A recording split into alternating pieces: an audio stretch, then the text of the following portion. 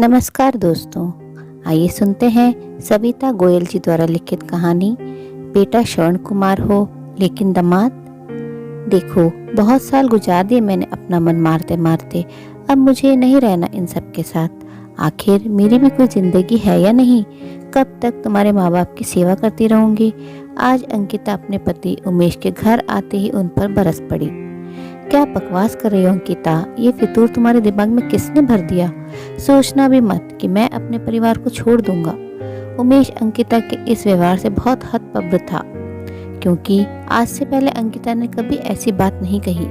क्यों क्यों नहीं छोड़ सकते इन लोगों को? मैं तुम्हारी पत्नी हूँ और पति पत्नी का रिश्ता सब रिश्तों से ऊपर होता है। तुम्हें नहीं पता तो जाकर अपनी माँ से पूछ लो। अंकिता तेज आवाज में बोली। बहू बेटे के झगड़े की तेज आवाज सुनकर कमला जी भी उनके कमरे तक आ गईं। क्या बवाल मचा रखा है आज घर में? आखिर बात क्या है जो तुम दोनों इस तरह लड़ रहे हो? कमला जी आंखें तरेरते हुए बोली। कमला जी को देखकर अंकिता उनकी ओर आई और बोली, माँ जी, अच्छा हुआ आप आ गई। आप ही समझाओ अपने बेटे को, मेरी बात तो ये समझते ही नहीं। मैं इनकी पत्नी हूँ तो मेरी खुशी का ख्याल रखना इनका फर्ज है कि नहीं? कह दो इनसे कि चुपचाप मेरी बात मान ले और अलग घर ले ले।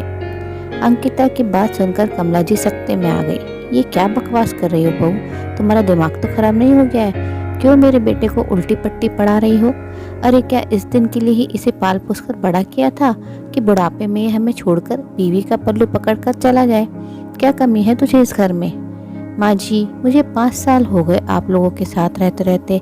ना अपनी मर्जी से कहीं आ जा सकती हूँ, ना अपनी मर्जी के कपड़े पहन सकती हूँ। जितना भी कर लो, कभी किसी के मुंह से तारीफ के 2 बोल नहीं निकलते।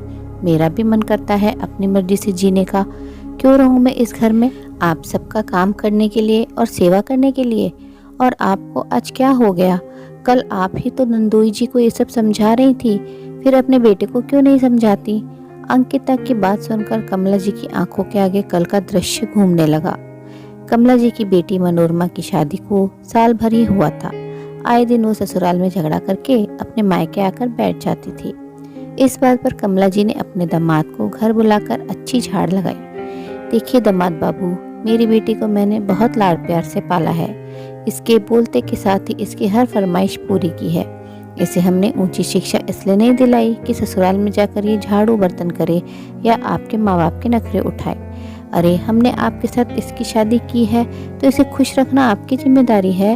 मेरी बेटी अब तभी आपके साथ जाएगी जब आप अलग घर लेकर रहेंगे, ताकि मेरी बेटी चैन से जी पाए।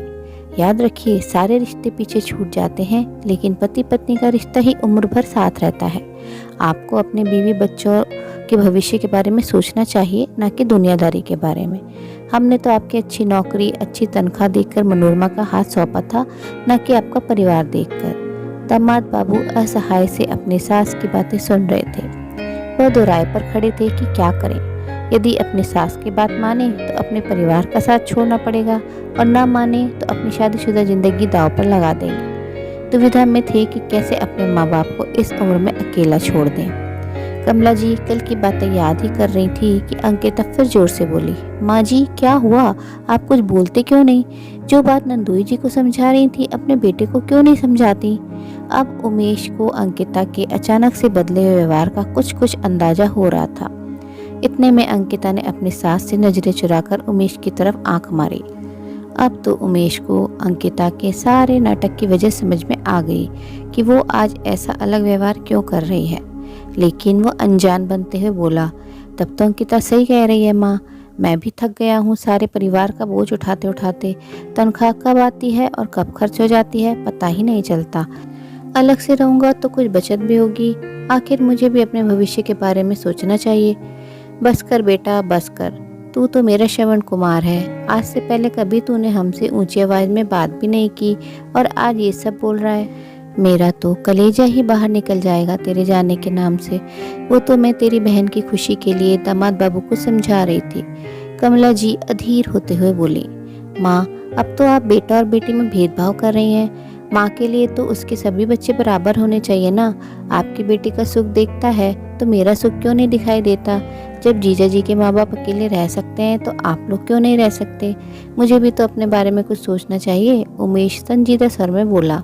नहीं नहीं बेटा, ऐसा मत बोल। इस उम्र में तू अपनी माँ को छोड़कर कैसे जा सकता है? तेरे बिना मैं किसके सहारे जीऊँगी? मेरी ही मति मारी गई थी कि मैं अपनी बेटी को समझाने के बजाय दामाद बाबू को उल्टी पट्टी पढ़ा रही थी। मैं समझाऊंगी मनोरमा को और दामाद बाबू से माफ़ी भी मांग लूंगी, लेकिन तू कहीं जाने की बात मत करना बेटा। कमला जी का कलेजा बेटा बहू के जाने के नाम से ही मुंह को आ गया था। वो बिल्कुल बौखला गई थी। कमला जी की आंखों में पश्चाताप के आंसू थे। माँ की ऐसी हालत उमेश और अंकिता से देखी नहीं गई। अंकिता अपनी सास का हाथ पकड़कर बोली, माँ जी हम कहीं नहीं जाएंगे। माँ बाप के बिना भी कोई घर होता है क्या? मैं तो बस आपको समझाना चाहती थी। आप जो कर रही हैं वो गलत है। नंदोई जी सिर्फ दीदी के लिए अपने पूरे परिवार को कैसे छोड़ दें, जबकि उनकी कोई गलती भी नहीं है। ऐसा तो नहीं कि दीदी के ससुराल वाले उन पर कोई अत्याचार करते हैं। अपनी चंद आज़ादी के लिए परिवार की जिम्मेदारियों से आज़ाद होना तो कोई हल नहीं है ना। जिस तरह आपको अपना बेटा प्यारा है, नंदोई जी भी तो किसी के बेटे हैं। आखिर उनके माता पिता किसके सहारे अपनी ज़िंदगी काटेंगे? परिवार से ही तो घर बनता है ना माँ। तू ठीक बोल रही है बहू। एक माँ होकर भी दूसरी माँ का दुख नहीं समझ पा रही थी। अलग घर परिवार में थोड़ा सामंजस्य तो सब लड़कियों को बैठाना पड़ता है। मैं मनोरमा को समझाऊंगी, बस तुम लोग आज के बाद कहीं जाने की बात मत करना। दरवाजे पर खड़ी मनोरमा भी उनकी बातें सुनकर मन ही मन सोच रही थी कि गलती उसकी ही है। यदि आज उसकी भाभी भी उसकी तरह सिर्फ अपना स्वार्थ और सुख देखती तो उसके मायके की क्या हालत होती। मन ही मन वो निर्णय कर रही थी कि वो भी एक अच्छी बहू और अच्छी पत्नी बनकर दिखाएगी। परिवार के प्रति अपना फर्ज निभाने में अपने पति का साथ देगी, ना कि उसकी राह का रोड़ा बनेगी। दोस्तों, उम्मीद है कहानी पसंद आई होगी। कहानी अच्छी लगी तो अपनी राय कमेंट बॉक्स में ज़रूर साझा करें और अपने मित्रों और प्रियजनों के साथ भी शेयर ज़रूर करें। आपसे अनुरोध है, अगर आप चैनल पर नए हैं तो ऐसी ही नई नई जीवन से जुड़ी कहानियाँ सुनते रहने के लिए चैनल को सब्सक्राइब ज़रूर करें। कहानी अंत तक सुनने के लिए आप सभी का दिल से बहुत बहुत शुक्रिया। तो फिर मिलते हैं अगली कहानी में। तब तक के लिए आप लोग अपना ध्यान रखिए, खुश रहिए, ऐसी ही कहानियाँ सुनते रहिए।